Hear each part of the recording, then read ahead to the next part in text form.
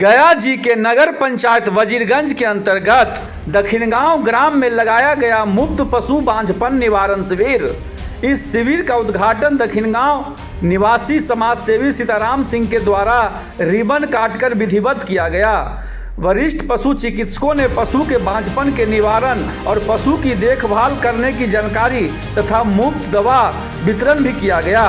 कार्यक्रम के आयोजक कर्ता रजनीश कुमार ने बताया कि किसान भाइयों को अपने पशु से प्रत्येक साल एक बच्चा लेना है तो नियमित रूप से मिनरल, विटामिन एवं हरी चारा सुचारू रूप से खिलाएं। आगंतुक पशु चिकित्सक ने भी अपनी अपनी विचार साझा किया। इस मौके पर doctor Murmur, doctor Sadanand, doctor Diwakar एवं कंपनी न्यूट्रीवेट कंपनी के डॉक्टर प्रकाश एवं परामर्शकर्ता रजनीश के साथ साथ दक्षिणगांव ग्रामवासी मौजूद थे।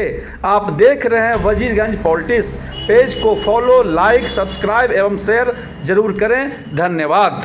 कुमार जी को भी इसके लिए धन्यवाद है जो प्रयास किए हैं, और विशेष इस पर मैं क्या कह सकता हूँ। कार्यक्रम है पशु बांझपन निवारण शिविर सह किसान जागरूकता शिविर है। में हम सभी लोग पशु रखते हैं, लेकिन रखने का चाहे बेहतर पशु प्रबंधन के बारे में किसानों को जानकारी नहीं होने की वजह से बहुत नुकसान का सौदा करना पड़ता है, जिस वजह से पशुपालक अपने अच्छे अच्छे पशु को कम दामों में बेच देते हैं। तो विशेषकर इस शिविर का उद्देश्य कि पशु बांझ क्यों होती है, कैसे उसका निराकरण किया जाता है। ये पशुओं में बांझपन का जो समस्या है, यह मुख्यतः दो तरह का है। एक परमानेंट बांझपन, दूसरा टेम्पोररी बांझपन। परमानेंट बांझपन 2-4% पशुओं में ही होता है, जिसका निराकरण करना बहुत मुश्किल है। बाकी पशुओं का और उसका कैसे हम निवारण करेंगे, कैसे उसका मैनेजमेंट करके कैसे आगे एक साल में एक बछड़ा को लें। होता क्या है कि एक बच्चा दी, पता चला 2 साल 3 साल से पशु में बच्चा नहीं हो रहा है, दूध भी सूख गया और वो आर्थिक रूप से उसे बहुत ज़्यादा फायदा किसान को दिख नहीं रहा है। तो उस समस्या को कैसे हम लोग हल करेंगे, उस संबंध में ही हम लोगों के आपसी एक बात विचार भी है, जानकारी भी दी जा रही है। दवाएं सरकार के द्वारा उपलब्ध कराई गई है, जो दवा निःशुल्क है। ये चिकित्सा पूरी तरह निःशुल्क है।